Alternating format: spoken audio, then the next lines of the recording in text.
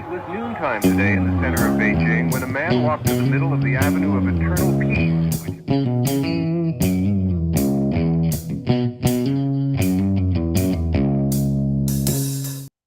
Well, all right. Welcome back to the Survival and Basic Badass podcast with Adam and Chuck. Well, today we're going to talk to Adam Winch from Defenders USA, and we're going to talk about concealed carry. What you need to know in a shooting incident, what you need to know to be prepared for one. Adam, give us a little bit of your background here, quick. Let us know where you're coming from. All right. Well, good morning to you. Glad to be here. So my background, grew up a missionary kid in West Africa, so still learning Wow. English. So grew up over there. Came back to the States right about college time. Finished up the last little bit of high school in the States, then immediately ran off to a military college. So think like VMI, West Point, Citadel, things Mhm. like that. Later, joined the U.S. Army and went in as a MP, military police officer. After about a year or two of that, got a little tired of it and stayed MP, but went into some things like, if you know the acronyms, ERT, QRF, SRT, PSD, that type thing. So think like military SWAT team, protecting personnel, kind of plainclothes stuff where you protect executives or senators or whatever, right? Wounded soldiers, those type of things. Did I don't know, 12 or 13 months boots on ground in Kuwait, Iraq, Saudi Arabia, and then also police officer in Grand Junction, Colorado, for little over 10 years, almost, I think, 10 and a half years, where I was patrol officer. And then, of course, street crimes unit officer, SWAT team, trainer, yada, yada. In the meantime, while I was being a cop, I started a gun training business because you know how it is. As a cop, I saw too many victims of crime.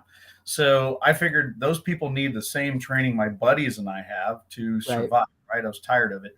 So I started a gun training business and it got a reputation. It was total accident. I didn't mean to. I guess it was okay. And it got a reputation. Next thing you know, I got more and more phone calls. And it got to where ultimately I was so busy that, I could do whatever. Well, Yeah. as a kid in Africa, I used to read a lot. So I always wanted to be a cop and a soldier. And then I wanted to own a business in America. Well, I'd done the first two. I was so busy, I kind of went, all right, I've done these two. Well, you know what? Let's try this business in America thing and see what happens. Right. And well, it's been 10 over 10 years now, about 10 and a half. And, if it fails, maybe I'll go back to cop work and all, but I sure enjoy this. And I don't deal with dirt bags every day like I did as a cop, right? Yeah, that's got to be. Yeah. Yeah. Bad people don't come see me anymore. Good people do. So, and I enjoy that. And I enjoy helping good people. So, it turned into a training company that does way more than guns, but now it's Defenders USA, and it's just we've trained tens upon tens of thousands of civilian, military, and law enforcement. In fact, last week I was training a bunch of cops. Week before, a bunch of cops and civilians before that, and I love it, enjoy it, and gonna keep doing it until I don't know something more interesting comes along or God calls me home. Yeah, exactly. Yeah, it's funny. I had a buddy who was a cop about I don't know, about 6 years ago. We were talking. He was in New York when I was there, and I just moved out down south. But anyway, he would tell me he's like big 6'4" guy and a strong guy, and he's like, I used to love it, and now I'm retiring because he goes Yep. 5 years ago, so maybe 2010. He's like, you're a cop, you get respect, people are cool with you, whatever. He's like, now I'll have a Yep. 90-pound kid who wants to pick a fight with me, and he's like, everybody's coming at me, and he's like, I can't handle being in a fight every day and being on guard all the time. And he's like, it's just too much. And so I understand the perspective of not necessarily, wanting to deal with dirt bags or whatever. I knew Well, some. Yeah, go ahead. Well, I got to tell you, I like the fights, man. I love the Yeah, fight. a I little love the excitement, fight. huh? But after a while, you're like, all right, I'm fighting every other week or every week or whatever it Right, is, right, and that means a lot of paper, and that also means a lot of scrutiny from your admin, just because right, somebody right, wanted to get in a fight and I just happen to be standing there, right? right. And or going up and they got to fight a cop today for some reason. Boy, I tell you, it gets a little old after a while. I That's the imagine. beauty of what I do now is I get to deal with good people, not bad. There you go. So, and that's it. I mean, doing the shooting range. I mean, definitely. And you said you train a lot of cops. You do a lot of that. Yeah. You know, it's everybody. Yeah, the full spectrum. Like you said, there's a need. I gotta say, a lot of the cops I talk to don't shoot often. No, And I mean, you know, training wise, you know, they don't. They don't. And oh well, once a year I go out and I qualify, and that's, you know, maybe I do 2 hours before that, you know, a week before, and then go do my qualification, and then that's all I do. And so if we kind of change that in the world, that maybe would be a better thing. And you know, I always I read these statistics of like a cop hitting a moving target is like, you know, hard to do. It's hard for anybody to do, but you would think, you know, a cop, you know, you'd have a higher level of accuracy. So I'm sure what you're doing is making a big difference. And that's, so you yeah, bring up an area that's a real passion for me, right? yeah, You know, as a cop, I was always one of the top shooters in my department, right? And right, I thought I was all that in a bucket of neck bones. right, right, And you know, you had to use a gun on the street and made my hits, got all my hits. right, But you know, I always thought I was a pretty good shooter. Well, after I got into my thing where I had to use a gun on the street, right, I realized my training didn't fit the shooting I had to do. right, And so I started going to training myself. And I walked in, you know, I researched what I thought was some of the best trainers out there. We did a lot of work to figure it out. So I go and I show up to this course, right? And it's in California. And I go show up at this course and I walk in thinking SWAT dog, right? I right, got this. I right, know I'll probably be the best one here. Within 10 minutes, I was so humbled by how bad of a shot I was as a cop. And right. these are all these non-cops in here. And I was getting my butt handed to me on the range. And that's when I finally started realizing the vast majority of cops can't shoot. Yeah, And I was one of them. I mean, right, I did right, really well in the cop world, right? And that's pretty traditional. But compared to a lot of civilians, I didn't realize that right. The training our isn't. shooting, yeah, our training is behind the times. It is. So I love training cops. I did it the last couple of weeks, and they come in thinking cop, gunfighter, and next thing you know, they run into somebody like I've become, and now Right. suddenly they're like, oh, and they realize they need training outside the LE world because the LE world's not preparing them very well. Yeah, I mean, just stuff I read on like FBI statistics and stuff, and it's. Yeah, But I mean, you even see like, you know, you'll shoot on a target range. You know, your average guy with a rifle goes out to a field or something or whatever. You do a bunch of shooting, or even, you know, you go to the gun range, whatever. You do a bunch of shooting, and then when you're shooting the groundhog in the backyard and he's running across the lawn, people are never hitting that guy. You know, it's like, and I'm like, well, you know, here's the problem is because it's moving and it's not what you expect. And after you start training with like real, you know, situations, it really, it's easy to up your game with a little, you know, hey, here's how you hold your gun. Here's why you're yeah, pulling to the side. yeah. Here's a little bit of good training goes a long way. And taking a course like you guys offer, that's awesome because a Like, lot of people need it, I think. yeah, it's needed, right? I'm not dogging on cops. I love cops. No, I mean, no, I'm I didn't married. mean that. I Well, wasn't trying to say no, that. I'm just, no, yeah, I'm not saying that either. I'm just saying, I mean, I love them. I'm married to a cop, right? That's my background. I love cops. My issue is that in most defensive gun uses in America, on average, the civilian will hit their target more often than the cop will, right? We have an accuracy rate in the cop world of somewhere around 18 to 23% in our gunfight. And I'd tell you that's a terrible thing, right? I mean, there's a Johnny Cochran attached to every round that you shoot, right? that's right. And if you know Johnny Cochran's coming for you, and if it's not Johnny Cochran, it's Johnny Cochran Jr. or Senior, right? Somebody's coming for you because you spent those rounds. And if you spend those rounds and they don't hit their intended target, it's something else. Suddenly you're liable for it. Now civilians know that, cops know that, but for some reason, we as civilians, even the untrained, are hitting with more accuracy and more often than the cop is.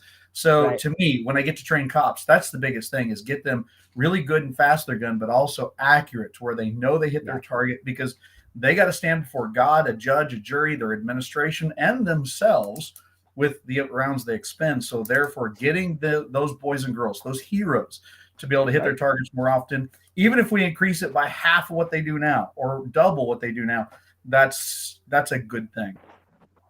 Right.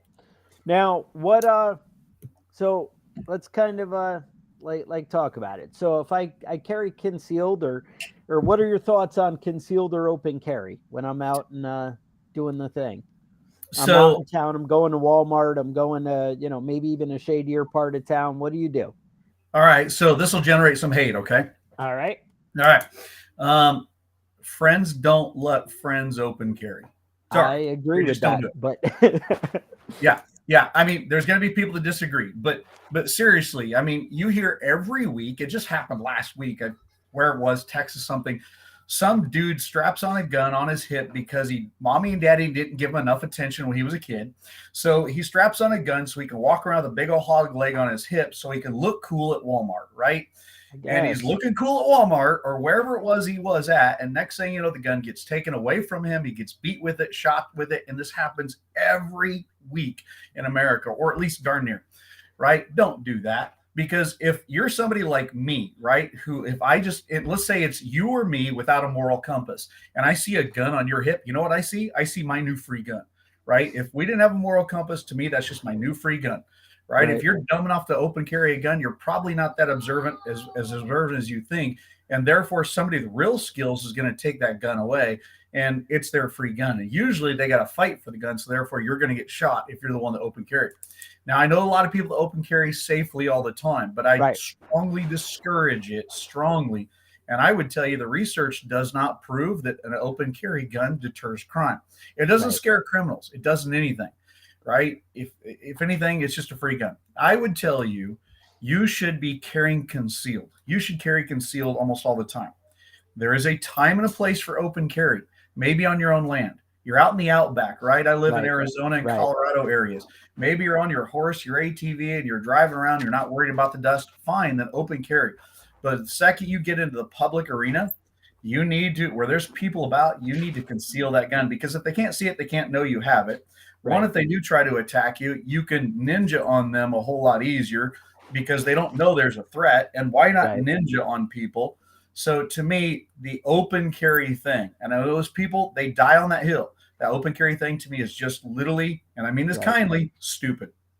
Yeah, no, it sounds right. I think one of the deterrents, and again, I don't want to sound negative on cops because it's not where I'm coming at all, but people were taking guns away from cops. Yeah. And I'm like, if a cop has it taken away from him, I'm in theory, in my mind, maybe less trained than the average cop out there. And they're more protective of their gun than I would think I would be. Yeah. So Yeah. if they're getting that guy and people have the balls to do it to that guy, Yep. then why the hell wouldn't they take it away from me? And So that's kind of my attitude on that. yeah, one, you exactly. know? I mean, I can talk about this from experience, right? My partner and I, former LAPD cop, came to us. Great cop, excellent shooter, right? I got into an arrest with a dude, and I'm hooking this guy, and he's prison strong, right? He had just got out of prison. He's all yoked up. He's high on drugs. And as I hook him, it turns into a massive fight.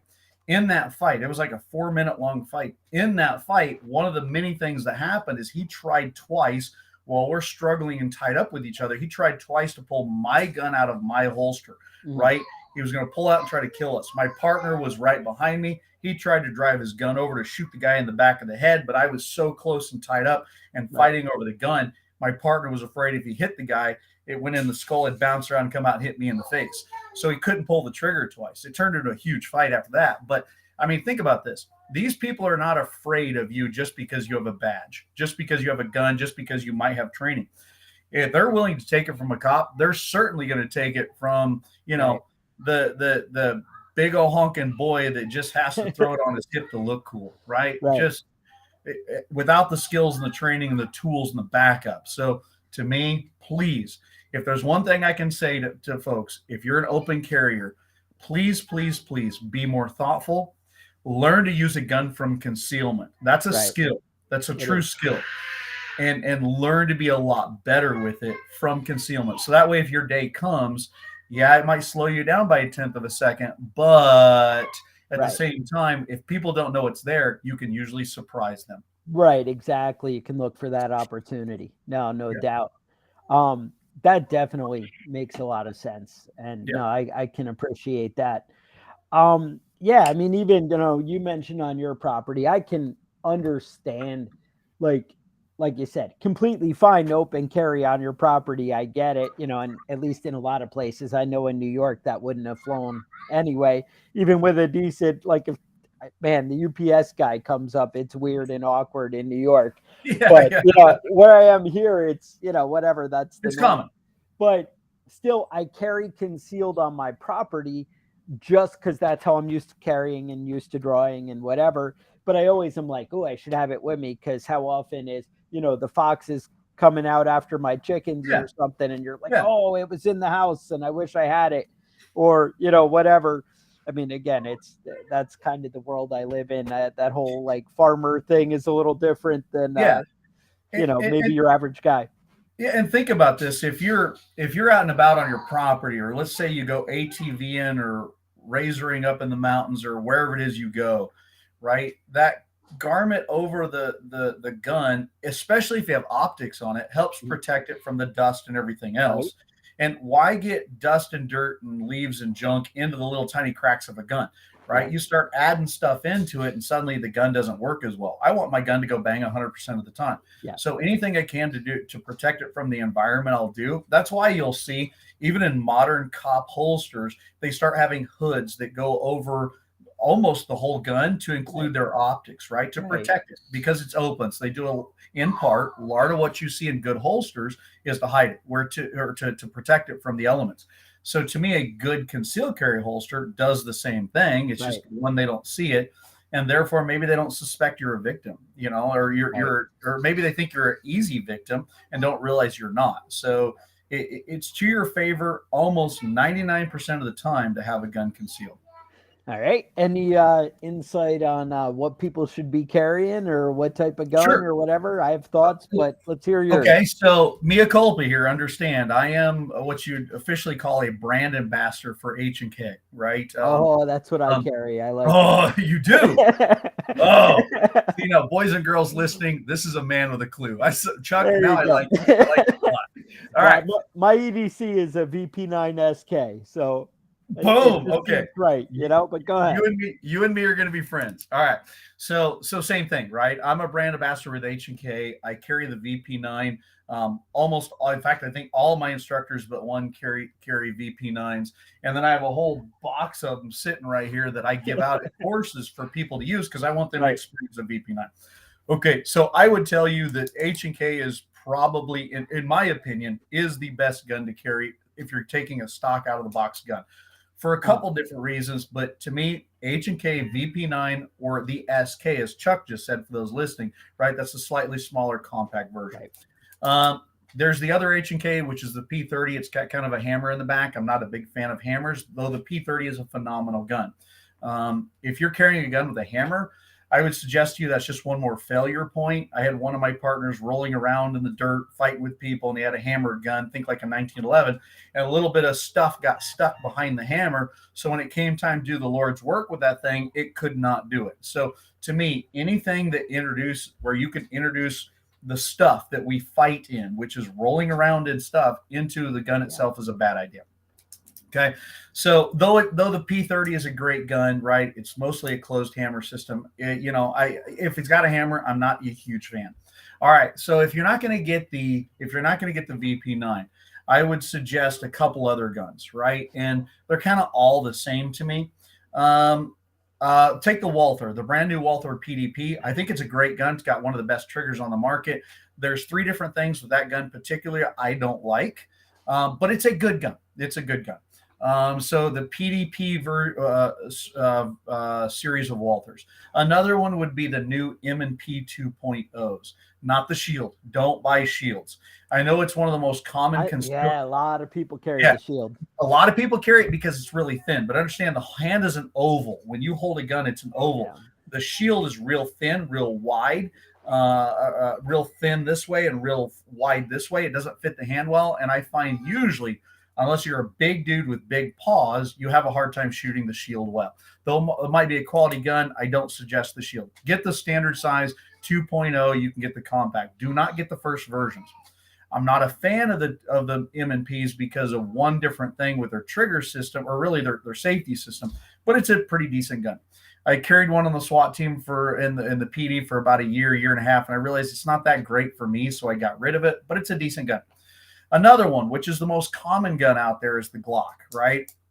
Now, yeah, stock out of the box, a Glock, they claim Glock perfection, but really, I tell you, if you want to make a Glock like a VP9, you got to spend about the same amount of money you spent to buy the gun in the first place, right? So if it's $600, $700 gun, you got to spend the same amount of money again to get it to where I tell you it's like a VP9. Right. But it's the most common. They're considered bomb-proof. I've seen them break many times over, but they work. A Glock is a good gun for self-defense, but I tell you, you got to change the trigger. You absolutely have to change the sights. 100%, you got to change the sights. You should probably change the barrel. You should probably get the undercut. You should probably change kind of how the grip is set up, a couple different things. Yeah. But it's the most common gun out there, so I get it. Another one would be, I'm not a huge fan, but let's see here. I just lost it off the tip of my tongue. Doggone it. SIG, or where are we going? Okay, yeah. Well, we could go with SIG, right? All right. SIGs, I tell you, SIG almost always gets it right. They get close every time. That's it. They get close. I tell you, probably their better gun, if you're talking concealed carry, would be the SIG 365X or XL. Don't buy their 365. All right. It's too small, right? So get the 365 XL, with where you can put the optic on there and put an optic on it. Let's see here. The SIG 320s, right? Great little hand grenade. So if it falls, jump on it. Save us all. Decent gun. I don't like the way it's built. I don't like the beaver tail. I don't like how the height overboard stuff, but it shoots. It shoots. It's a decent gun, and those variations thereof. Smooth gun. Let's see here. There's one more I'm thinking. Oh, the FN. I'm not a fan of the FN, but if you're going to get an FN, get like the what is it? The P10. The PD09 or PD9 or something like that. Get that gun if you're going to get it, but you immediately need to change the trigger. You need to change a couple things on it to make it a decent gun. But I've seen a lot of those not work terribly well, but they work better than most. Beyond that, I'm sure there's one gun I'm leaving out, but beyond that, I wouldn't recommend too many other guns. Here's the main guns I'd look at: HK, VP9 or VP9 SK. Then I'd look at the SIG 365 XL series. And beyond that, maybe the Walther PDP series. Beyond that, those are the three guns you should get. If you're going to get a Glock, you got to doll it up a little bit to make it worthwhile. And it's a good gun, but you got to work on it to get it there. Right. I kind of have that same approach, and I'm sure you've had your hand on more than I have, but I started out early on, like when I was in the military, I did my qualifications with a Glock, and I don't know if the guy never cleaned it or what his deal was, but this thing, like, it seemed like every fifth or sixth round was jamming. Maybe it was just really cheap ammo and didn't have enough powder, would get caught, in the slide as it would eject it. It would eject a live round or whatever and catch it. And so it made me do really well because they counted all those as bullseyes. So, pushed me into the marksman area.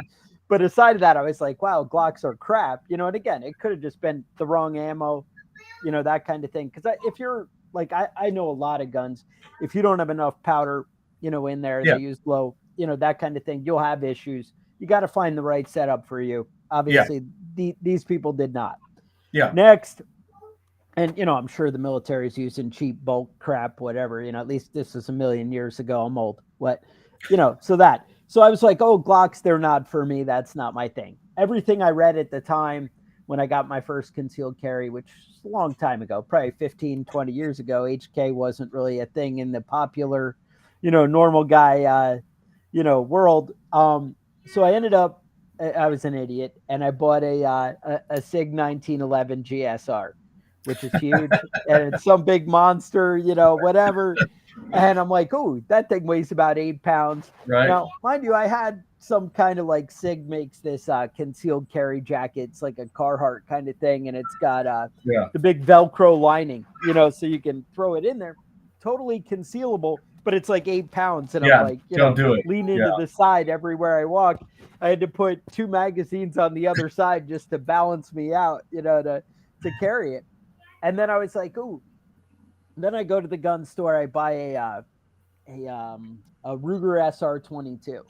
Now I gotta say, nothing feels better in the hand than that. Maybe the VP9. I really do like the way the VP9 is because they have all the interchangeable grips and all that, Right. and that's awesome. And that's what sold me on that later. The SR22, the trigger is horrible though. It's like you're pulling something there, Right. but it felt good in the hand, and I'm like, all right. So I did that for a little while, and I always preach to people: the gun that you're going to carry is the gun you should buy, right? If it's too big and too bulky, or it's too uncomfortable, or it jabs you, if that's going to stop you from carrying it with you, carry the one that is going to work for you, and be comfortable. Yeah, there is the balance of to gain something you've got to give up something. So you want the balance of large enough to absorb the recoil, right, to where it's not a tiny little thing jumping in your hands, with also a large enough caliber that it can more quickly stop people if it needs to, and it's also concealable, right? So the problem is most people try to get just concealable. And just concealable doesn't mean good stopping power or impact power, punch through with caliber. And usually it means it's so small that if it's got good caliber, it's going to be very jumpy in the hands, right? So, to me, you got to find that right balance. And yeah, find one you'll carry. But usually I would tell you buy a quality one that's the right balance of power, concealability, everything. And just be willing that if you're going to carry concealed, you got to surrender a little bit of comfort with it, maybe, until you get used to it. I'm so used to carrying a duty-sized weapon now with, I got a flashlight on it, an optic, that now if I don't have it, it's weird. So that's what I carry. But find the right ones out there. Now, caliber-wise, I would tell you carry a 9mm every time. Get a 9mm. Don't get the 45s. I see somebody comment about Super Blackhawk 44. Yeah, right. And obviously he's joking, right? Right. But get a 9mm with good modern bonded hollow core ammunition that does really good. It has the same stopping power, this and that, you name it, of say a 40, 45. Certainly over more so than the 380s or the 22s and all, but get a good one. And 9mm is good. I see somebody else too comment on here, Mayhem County Living, Country Living. Yep. Yeah, comment on the XDM Elite, right? I know they're very popular out there. I would tell you right now that I would steer you away from the XD series. There's really only one nationally wide trainer that uses that gun. Only one out of the ones that are out there. That's kind of a clue. There's no good police department, no really solid police department, no military unit that'll let you use that unless you're Czechoslovakian or something that'll let you use it. That's a clue. It's not a terribly reliable gun. And I've seen thousands of those things come through on my range, and I've seen a lot of failure rates with those. So just be careful. Those guns, they shoot well, but I'd be careful with them. But get a 9mm, get a good balance of concealability. One of the good things about H&K for you, Chuck, is if you're looking for slightly more concealed than even the SK, is they're working on, I believe, they won't really confirm it, but pretty good sources here. They're working on something that's more smaller sized, that has the right calibers, the right concealability. And if you know H&K, they have such high quality that when it comes out, it's going to be a, if not a game changer, it's going to be one of the top concealed guns in the market. Nice. Yeah, no, you're starting trouble picking on different guns. I mean, I guess you can I know. Everybody happy, right?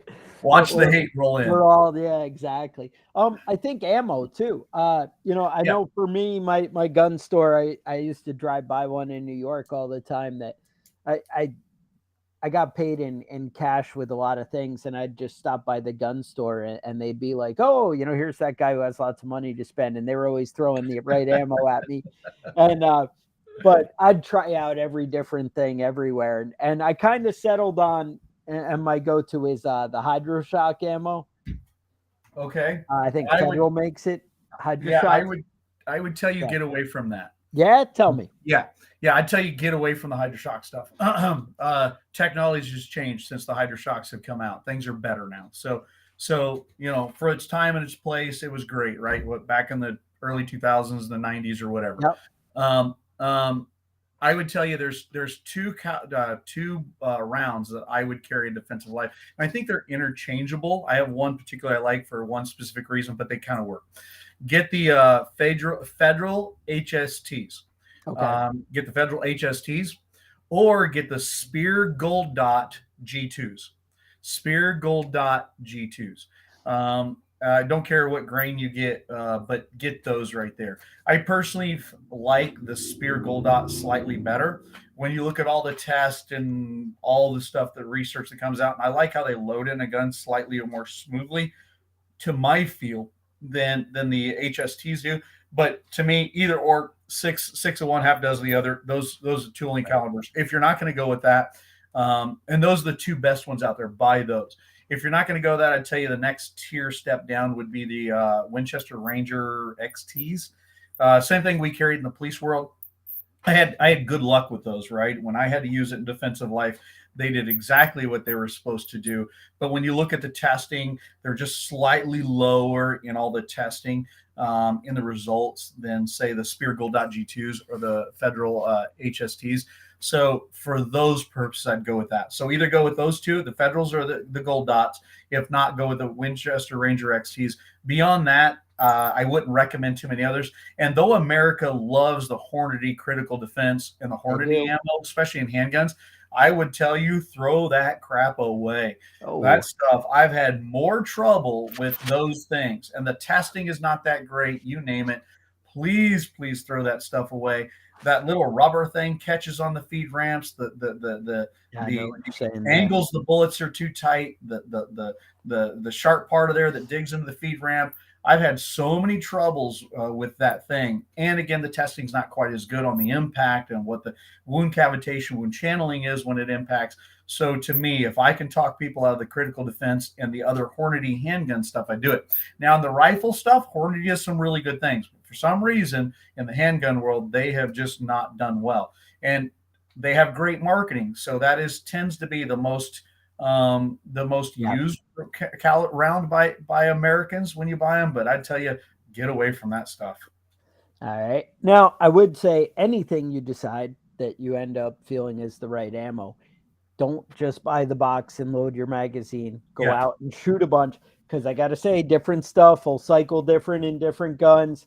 Yeah. And your gun might not just be just right for whatever. Make sure it's going to work for you. You know, throw some rounds. There is that, especially if you have, like, I don't know, the feed ramps on the XDMs and all that other stuff. They're a little bit different, right? So you got to look for those. But whatever you use as your ball ammo or your training ammo, right? Too many times we get used to that, and then we don't go shoot our duty ammo or our, what I call our social ammo, right? So you need to go out and about once a year run through a good box or two of your social ammo. And what I do is I carry my Spear Gold Dot G2s for about a year, right? So far this year I haven't had to use them. So what I do is at about every year, really on my birthday, about that time frame, so it keeps consistent, I go shoot up my carry ammo so that I put new ammo in, right? So I shoot that up really, so I can feel the recoil, feel the difference of, because the recoil path, how it impacts, its point of aim versus point of impact versus my training ammo is going to be a little bit different. And the memory fades. So you need to go redo that about once a year. And so every year I just cycle out my new ammo, right? My old ammo to my new ammo, and also just confirm that it does feel different, does impact different. And I need to know that, because if I ever have to use my gun in defensive life, I want my optics set up for my live rounds, my fighting rounds versus my training rounds. So go confirm that about once a year or so. I like that. No, that's it. I mean, actually, practice getting your hands on stuff, doing stuff. That's really the biggest thing. So, all right, again, back to the concealed carry incident idea. What do you like? When is it appropriate to draw your weapon? How does this, assuming a civilian, right? Civilian concealed carry, You got a legal gun, you're legal to carry it, you're, legal carrying it wherever you are. And when is it appropriate for you to go and draw that weapon? All right. So this is going to be a little bit different across the U.S. You have a pretty good That's for sized sure. audience. Yeah. So, you came from New York. So obviously what works in New York is going to be very different what I would do in Arizona or say my former recent home, Colorado. Mhm. So you got to know your laws of your state. You got to know them well, right? Because you pull a gun defensive life, you got to count on the fact that Johnny Cochran is coming for you, right? Or the system will, or whatever else, right? Specifically California, New York, Illinois, right? Think geopolitically. If it's a state that hates guns, really you take the Great Lakes states and run mostly down the East Coast towards, say, North Carolina, it's kind of a gun hating place, right? And you take the West Coast, kind of gun hating. So you got to know the gun laws of your state. You got to follow your laws of your state. If you're more the heartland of America that loves guns, or the South that loves guns, then you're probably got a little bit more latitude with what you do. But here's what I tell you, there's a common sense application here. No matter what your laws are in the states, all laws are set up that if you're in fear of your life, reasonably, right? Reasonably fear of your life or somebody else's life, or you're in fear of what we call in Arizona, Colorado, serious bodily injury, right? So think, a very bad injury. And I don't want to get into all the definitions of that because that's a 30-minute conversation right there. But if you're in fear of serious bodily injury or death, and it's reasonable, and it's also imminent, right? That's a thing. So imminent. I jokingly tell people in Colorado, imminent, just think, right, it's in a short proximity of space and time. And I don't know what that is based on your physical abilities, you name it, right? It could be short. And I jokingly say, if you live down south, just take the word imminent and say affixing to. If it's affixing to, right, it's imminent. So there you go, right? So if you're in imminent, reasonable fear of serious bodily injury or death, you can reasonably pull a gun and use a gun in defense of life. But that's a very vague thing. And it's also going to be based on your jurisdiction, your PDSO, your police department, your sheriff's office, and your district attorney's office of your area. So whatever you do, it must be common sense, right? It must be reasonable. Fear of SBI or death or serious bodily injury or death that's imminent. And if you do that, you're fine. That's vague, isn't it? So because it's vague, you must be the reasonable person in here. But if you need to pull it, you can't hesitate, right? Because you have very small amounts of time in defensive life situations, because ambush predators don't wait for you to get ready. So it's got to be done quickly because bad guys are ambush predators, but it must meet the laws. So I hate to sound vague. Just think this way: reasonable, imminent, fear of serious bodily injury or death that could or is happening. Could, meaning it's imminent, is happening, right? So therefore you can pull it. Yeah, no, that sounds right. And that's the thing. I mean, I think some people invite confrontation by pulling it out too early, or, just like, oh, I have a gun, I'm going to stop. And a lot of states like New York or something like that, you're really asking for trouble. Yeah. In a place, I mean, I'm in North Carolina. Apparently they shoot everybody in the street here all the time, and whatever. My company, they shoot each other at work, whatever they got to do, they're down for it. But it really does know your environment, but also it's so important that you're paying attention to who your politicians are, who your sheriff is, Yes. who your, district attorney is, and that you actually go out and vote for these guys. And, everyone gets so caught up in federal politics and everything. And obviously that matters. Your Supreme Court matters, defending your gun rights, all this stuff matters. But your local politicians are so directly going to impact your life, and especially your sheriff and your district attorney, and keeping, an eye on that kind of thing, paying attention and actually voting for the right guy. People have young kids, care about their kids, and yet they don't pay attention to the school board or the whatever's going on, and they just kind of let it slip by, but they're all caught up in, oh, my congressman, this and that. But it's stuff that affects you directly. Make sure you guys are paying attention out there. So I'm so glad you brought that up, right? Yeah. I mean, this is truly the important part to it, right? As you said, the feds can do whatever they want. You're going to be judged on the local level, right? So either A, getting out of a locality that's not good for you for the defense of life is a great idea, right? Yeah. Living in LA, living in New York, living in Chicago is probably not a good idea for you if you're a gun owner, gun carrier, right? Move to a more gun friendly area. It sounds like you did that. Yeah. So move to those areas, know your local people, and please, folks, votes matter, right? I tell you, maybe machines do too, but votes matter, right? So therefore, if that's the case, right, vote for the people that truly care about you. And if you get a defensive shooting, they don't care if you go to jail or don't. They just want the truth, right? They just want what's right, and they want to follow the law, because the law is really legalese that's common sense, right? Depending on where you live, but the 99% where you live. Yeah. 99% of where we live in America, the law is really just they want to protect you, right, from evil. And if you have to defend yourself against evil, the law is just codified common sense.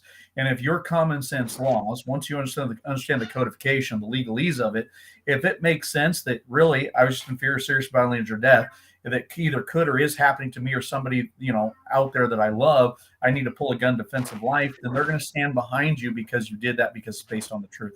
So Right. The votes matter. Go vote for the right people for your area, because you're going to be judged on the local level.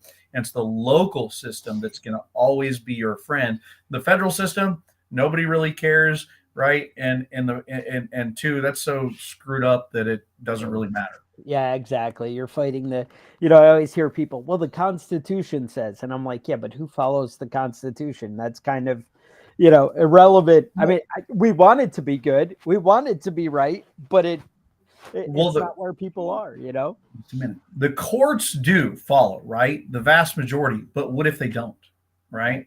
And what if they take a bad view of the Constitution? So the laws are based on the Constitution, both of your state and the federal system. They're really well done. You've got to trust in it. But if I lived in New York, LA, San Francisco, Chicago, right, if it was a bad area, then I'm probably going to go, okay, though I trust the Constitution, I'm going to move to an area that's going to more likely defend me if I ever have to pull the gun defensive life. Because as a common sense person or a law abiding person, I'm not going to pull the gun unless it's common sense and law abiding. Right. And those are important things, because if you pull it for any other reason besides that, you're putting yourself in massive legal jeopardy. Definitely. And now you might spend the rest of your life in a cage somewhere. And who wants to do that? Right. So, right. Gun on, ego off, follow the law, and be in areas, live in areas that, protects you. It's for the same reason that we don't go vacation in LA. We don't go vacation in New York. I've never been. I want to go. But you know what? Defensive life, I'm not going to take my family there to where, one, I can't technically officially defend them by carrying the tools I need to. Right. And three, if I did ever get myself in a defensive situation, then I'm likely going to be judged by a law that's less understanding of the defense of life. So therefore, I just don't go there. And I hate to say it, I mean, that's it. That's what drove me out of New York. The laws kept changing and getting worse and worse. And there were ways to work around it. Like, it wasn't that horrible. I mean, they've gotten worse since I've left. And I saw it coming, so I was like, I got to go. But we had the SAFE Act, which, you had to register your AR-15s. And that, again, wasn't a big deal. I had 2 that I registered, and the rest I just disassembled, kind of thing. Because it turns out you can walk into a gun store in New York and buy an AR-15 lower. You can buy all the parts and mail them to your house and have them in your house and have both things. You just can't put them together. And what was even crazier is I could take my registered lower, put all my uppers on it, sight them in, set them up, do everything I want, and then take them apart and whatever. And if I wanted to go shoot that gun, an 18-inch whatever with this scope and this whatever, I could go shoot that with that lower for the day. And then I'd have to go home and take it apart to be within the law, which is just, whatever. That's insane. But it just, I moved down south. Now I can have suppressors and short barrel rifles and whatever I want. And nobody's, in my business. Obviously, the world is going to keep encroaching on gun rights in the future. Seems like what's happening. But anyway, you go to where it's convenient and good to you, but you also go to where you can protect your family. And that's really what matters. Protect your own life. That too. So I know we're kind of dragging it out here. I don't want to, I don't think we're dragging the episode, just dragging your time. But the other thing, like, So what happens? All right, you have a shooting incident. Somebody comes up, threatens harm and whatever, and you end up having to draw your weapon and fire on somebody. What's the next scenario? What are we doing? So we had a saying in the cop world that says, don't be grabbing Motorola when you should be grabbing Smith & Wesson, right? I would like to change that just because I'm an H&K guy, right? Don't be grabbing grabbing Apple or Samsung when you should be grabbing H&K. Meaning this, right? You've just used a gun defensive life. Do not split your attention between your gun and getting on your cell phone to call 911. Don't do it. If you're not safe enough to put your gun away, you're not safe enough to get on a phone, right? Okay. Don't get on the phone. You've gone bang with a gun defensive life. Don't holster the gun until you know you're 100% safe, right? I think it was last year, maybe the year before, and it was probably Connecticut or something, or New Jersey. I forget. It could have been New Jersey, somewhere. A pizza delivery dude got attacked because he's delivering pizza. He pulled a gun. He defended himself with the gun. And he stood there for a minute and I think he holstered the gun. He just stood there in shock. And girlfriend came up from behind the guy he shot, pulled the gun out of his holster because he's open carrying by this time, pulls the gun out of the holster, shoots him in the back of the head and kills him, right? Wow. So don't holster the gun unless you know you're safe. That means your entire environment, 360 degrees around you, is completely safe and you know nobody can get you, right? If you have to, get away, move, go away, right? But don't holster the gun unless you're safe. If you're safe, holster the gun and immediately reconceal the gun, right? Because responding cops coming up might see you there with an open carried gun, might presume you're the bad guy based on fragmented information that came to them, right? Because by the time the telephone game has happened and the information came to the cop, they've got fragmented information. They don't know what they're going to. They just know there's been a gunfight, and you might be the good guy, the bad guy, right? Right. So holster and reconceal the gun. Okay. So if you're going to put it away, okay. From there, if you're safe and you've concealed your gun, now, right, from behind some type of concealment and cover, whatever else, move away from the scene, right? Keeping a good eye on the surroundings of you, get on your cell phone and call 911. Now, understand in today's world, there's probably 2, 3, 5, 10 other people calling 911. There's probably also 2, 3, 5, 10 others videoing it with their cell phones, right? So you've got to count on that. Now, because other people are calling 911, understand you need to tell your story. Be the one to tell your story. So you call 911 and you let them know what's going on. If you can't holster the gun because you don't feel safe, don't split your attention to a phone. Have somebody else call 911 for you, right? Just tell them call 911, okay? Now, if you're the one that's going to tell your story, right, there's several things I recommend. Be very careful with what you say, because everything you say is being recorded. It's not there to help you. It's not there to hurt you. It's just being recorded, right? It's going to be presented to the DA's office, to the police department, to juries later possibly, and they're just going to hear what happened. So you need to be cognizant of this. You need to think through what you're going to say ahead of time. You need to be cognizant of your breathing rate. You need to be cognizant of how you sound. You need to be cognizant of your volume. And these are things to practice ahead of time because you thought it through. But calmly let them know, one, who you are, where you're at. And I would suggest letting them know, hey, I was at this location. I was attacked and in fright of my life, and I had to defend myself. Please send help. Right. And then be quiet. Get off the phone, right? Or some very low, could we say, careful, gentle words of something like that. Who you are, where you're at, you had to defend your life or somebody else's, please send help. And get off the phone, right? Dispatch or 911 is always going to tell you to stay on the phone. Don't stay on the phone. Don't do it. Don't do it. Okay. They have no legal authority to tell you what to do. They're dispatchers. I love those people. I know hundreds of them. I love them with all my heart, but they have no legal authority to tell you to stay on the phone. Don't do it because that splits your attention. As soon as you can, get off the phone. Put the phone away and bring back your full, complete, undivided attention to what's going on around you until the cavalry does show up, until the cops do, right? So like that. Who you are, where you're at, you had to defend life, please send help, right? Or somebody's been hurt, please send help. We don't say, I just shot somebody. We don't tell them what kind of guns. We don't tell them how many shots we shot. We don't tell them anything. Hey, I had to defend life. Maybe somebody's hurt. Right. Maybe something like that. Please send help. Be careful with your verbiage. Be very sparing with your verbiage, right? Because you don't want it to pop up against you later. Then Right. wait for the cops show up. As the cops show up, right? Woo, lights and sirens are coming. From that point forward, right? You make sure you know you're the good guy.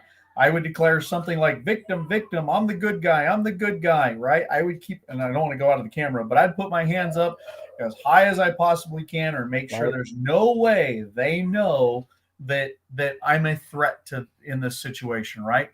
From there, I would do whatever the cop tells you to do. Understand, when a cop believes or suspects that there's a gun involved in this situation, they can legally tell you anything they want you to do. So I live in Arizona, and it's becoming hot, right? So let's say it's 110, 115 degrees out, and you're on black asphalt, and that black asphalt, because it's absorbed the sun during the day, is 125 degrees. If the cops say, get on the ground, get on the ground. Just cook, right? Do whatever you got to do. If you live in New York because you like cold stuff and it's, I don't know, below zero and it's ice and you're in your little teeny weeny bikini and they say, get on the ground, get on the ground. Just burn on the ice. Whatever the cop tells you to do, you do.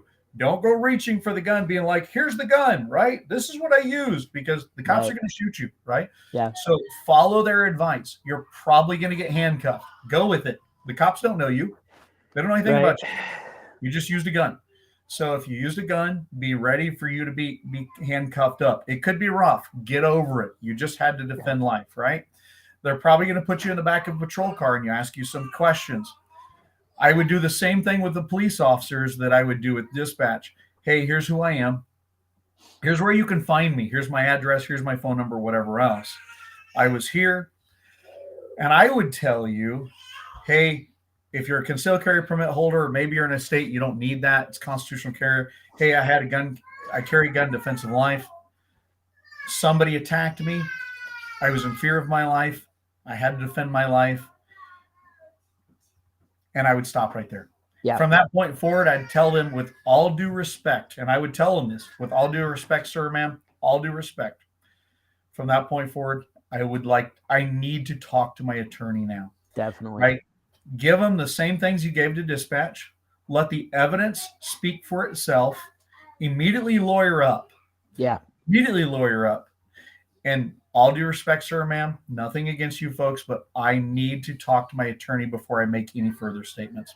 Yeah. Now, understand there's a difference between saying I would like to talk to my attorney legally than there is I want to talk to my attorney. When we say, hey, I think I should talk to an attorney, and sometimes people stupidly turn to the cop and they go, hey, should I talk to an attorney now? Don't be doing that, right? The cop's not going to tell you yes or no. You just tell them, it's a declarative statement. I want to talk to my attorney before I say anything more. We don't say in less emphatic language, I think I should, I kind of want to, I'd like to. No. I need to talk to my attorney before I say anything more, okay? All right. From that point forward, if they keep asking you questions, just come back, sir, ma'am, no disrespect intended.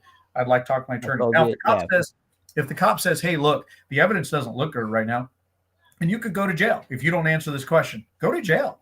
Right. So what? Right. 3 hots and a cop, right? Go sit in jail for a little bit. Don't talk to anybody in jail, not your cellmates. They're not your friends, not the booking tech, not the intake techs, not the cops, not to anybody. Be quiet until you get to talk to your attorney on the phone. Okay. So whatever you do, here's who I am.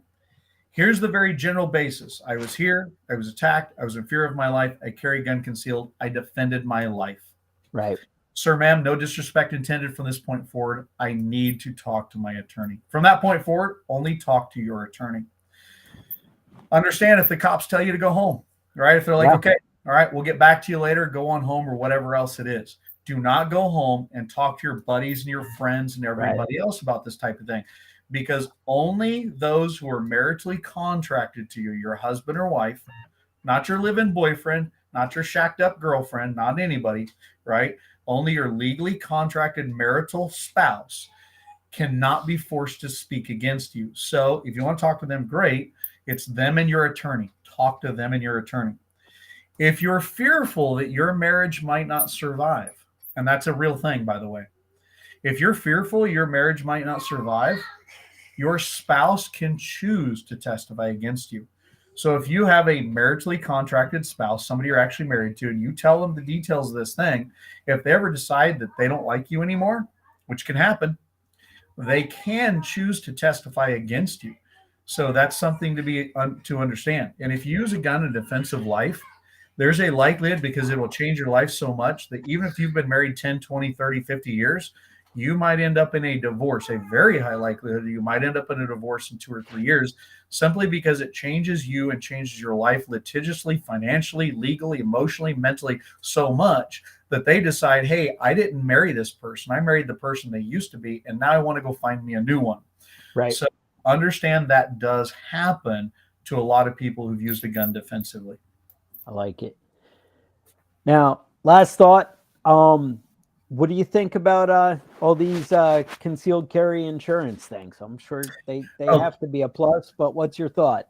Okay, so if you own a gun in defensive life, specifically of a concealed carry permit, and you carry a gun in defensive life, I would tell you with respect, you are stupid and foolish if you do not have something like this. You're stupid, right? There's 3 main things you need to do as a gun carrier. 1, you must know the laws of your jurisdiction well.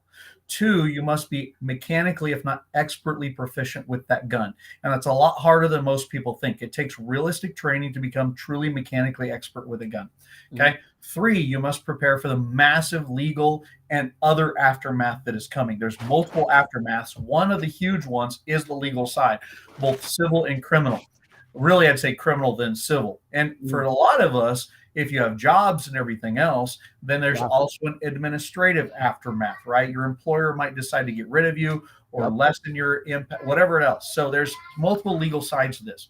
So you need legal representation. You need the best legal representation you can get. Now, unfortunately, good legal representation is extremely expensive, right? Sure. And I'll bet even you, Chuck, might not have $3 million sitting around just so you can just employ good attorneys if you have to go bang with a gun. Maybe you do, I don't know. But most people don't. And it's probably going to cost you can count on at least $500,000 to $600,000 minimum just to defend life, to up to several $1 million just to defend yourself in the legal system. So you need some type of, you said insurance, I'd tell you prepaid legal. Do not buy the insurance products that are out there, right? Like, there's the USCCA and others. Right. That's a insurance version. Don't buy that stuff. Please don't buy that stuff. Instead, get prepaid legal. Now, I am a brand ambassador also with Firearms Legal Protection, or FLP. That is right now, I believe, the very best one on the market by far, right? Shucks, if you have it, great. Sign up through Chuck here. If not, you can use Defenders USA. Use your thing. Right? Yeah, nope. Yeah, you'll get a discount. It's not much, but you'll get a discount if you sign up through Defenders USA. You need to get that. The other one, if you don't like FLP, and by the way, they're the best on the market. I've had to use these type of things in defensive life. I know exactly what it's like. You need something like this. If not FLP, which you should get. If not, the other good one out there that I'd tell you is slightly not as good, but very good, is called CCW Safe or CCW Safe. That's a good one. They do a lot of good things. I don't think they quite do all the things FLP does, but they do good. Beyond that, there's a couple others that are out there. There's 4 or 5 others that are decent out there, but they're not as good. I've done a lot of research. I spent a lot of time on this because having had to live this in the aftermath of the use of gun and use of force, lethal use of force, I know what it's like. I know it's like to go through the court system. So therefore, it's one of my passions to get people prepared for that. So look into it. Part of the good parts of FLP is that they contract, except for in like the state of Montana, they contract with the attorneys that are local to your jurisdiction. So they have their big attorneys, right, that do the nationwide stuff that come in for you, right? They know that they're the experts at it, but they also contact the local attorneys that are the good ones who know the system, know the judge, know the DA's office, know the defense attorneys. They know them all, and they know how the system works in your jurisdiction. And every Right. court jurisdiction works a little bit different than others, Sure. and the personalities are different. So therefore, you want local representation. You want the big gun hitters, or attorney gun guys and girls, and you combine those together. FLP does, I think, probably the best job. Beyond that, one of the things FLP offers, and a few of the others do that do the good ones, is also they offer counseling in the aftermath. Right, Chuck, you're a big, solid, tough former military guy and all. You go to bang with a gun in defense of life here in litigious America, it changes your life completely. It does. Sure. And I know a lot of people think, I don't need it. Go to counseling. Go to counseling. And it's not your pastor. It's not your priest. It's not your whomever at your church. Go find somebody who's good at counseling with people and pulling out the stuff that you go through when you are the giver of violence, when you are the taker of life. That's different than going to, say, your pastor or priest. Go to those people, study how to do this to help you cope with this. Because if not, I have too many friends and the military world, the police world, and the civilian world that after they've done things defensively with guns, they drown their sorrows in a bottle. They drown their sorrows in a needle. They beat the husband or the wife. They spend too much time in credit, in games, in books, in movies, and they change their lifestyles to where now you no longer live the life that you were meant to live. And those who love you and deserve you don't get to have the you that they first signed up in the first place. And we let this unfortunate incident that you had to be involved in now change your life. And that shouldn't be, right? So therefore, go to good counseling, seek that out, go get the good stuff to help you live the life you deserve to live after you've survived something like this. No, I like it. So yeah, I'll try and get that in the show notes too. The firearms legal protection, and you said Defenders USA for the promo code kind of thing. I believe it's Defenders USA. If you let them know or give them a call, but they're fantastic. Now they don't work in all states. I think Montana, they're almost done filling that up. There's one other state somewhere, I forget what. Get those. If not, if you can't get it in your state, look at CCW Safe. Nice. Last thing, I know you do a lot of training everywhere. People want to figure out how to defend themselves. Where are they going with training with you? Okay, so our company has a lot of trainers in multiple states, right? I'm currently doing training, mostly I'm in Arizona and Colorado. Like next week, I'll be teaching in Colorado. So if you're in the Denver area, you want to come to a couple of days of firearms training, we do some fantastic world-class firearms training. We'd love to have you. I have some open spots. If not, I'm training in Texas and Missouri and Kansas and Utah and Montana, Colorado, and of course, Arizona. You can find us at our website, which is defenders-usa.com. Defenders dash or hyphen. You have to have the hyphen. Now, we currently just changed our website, and the ticketing or registration portion is not live yet. It will be, I think, tomorrow, because we changed it from our old website. So you can find us there or contact me directly, and I'll give you my phone number and all of my email. Contact me directly, and I can get you the links for the registration. You just can't see them on our current website. But we'd love to have you if you want to come to us. Come see us. And if you can't come see us, let us know. I'll point you to some of the really, really good trainers out there. There's a bunch of trainers. There's not many that are really, really good, right? So find the good ones. We'd love to be a part of your journey, but call us, contact us. We'll point you in the right direction. I like that. Now you guys also have a YouTube channel. What's that? Yeah. That's Defenders USA also? Yeah. So we have two YouTube channels. One is Defenders USA. You see the shield in the background. That's what you'll see when you go look us up. Just under Defenders USA. We got some good stuff up there, and it's growing all the time. And then we also have another YouTube channel called Defenders Live. So if you like what Chuck's doing here, we have a live broadcast that comes out, or video cast that comes out every Wednesday evening, 7 p.m. Mountain Time. So your time would be another 3 hours, right? Because you're on the East Coast. So it comes out another 2 hours. So it'd be 9 p.m. your time. So it comes out 7 p.m. Mountain Time. And it's run by a lady named Laura Thorson. I'm kind of the behind the scenes guy. I come on occasionally, but not very often. But she runs the whole thing. We talk to some of the industry-wide experts out there. when it comes to the defensive life, and it ranges from a million different topics. So we have one coming out tonight. We have Laura's going to be interviewing Adam Boyce with Spartan Mode. So truly world-class knife guy, hand-to-hand type of guy, phenomenal, excellent shooter, just incredible all-around guy. He's a trainer out here in the West. We'll be talking to him this coming tonight. So we'd love to have you. We have all sorts of broadcasts on there if you go to Defenders Live, and we'd love to have you join up. So subscribe to both those channels, Defenders USA, Defenders Live. All right, appreciate it. So if you guys like, subscribe, share the stuff, we'd appreciate it. Otherwise, stay safe, and we'll talk to you guys next week.